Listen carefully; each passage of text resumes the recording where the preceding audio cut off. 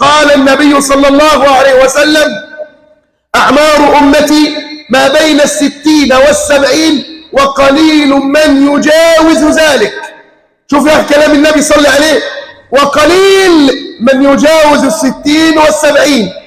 ولو انت هتعيش يا عم 80 ولا هتعيش 100، واصلا دلوقتي انت بتوصل ل60 سنه بتبقى عاوز عيالك يشيلوك. والطاعه خلي بالك كده، الطاعه اصلا في الشباب تختلف تماما عن الكبر.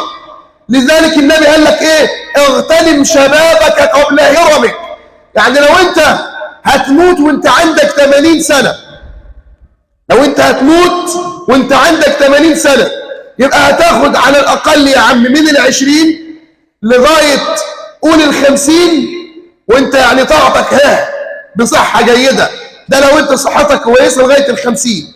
ال30 التانيين اصلا انت مهما عبدت الله لن تعوض لحظه من لحظات الشباب ابدا. الفرض اللي ضيعته في سن الشباب، الطاعه اللي ضيعتها في سن الشباب، اليوم اللي ما صمتوش في سن الشباب، اعمل حسابك والله لن تستطيع ان تعوضه ابدا.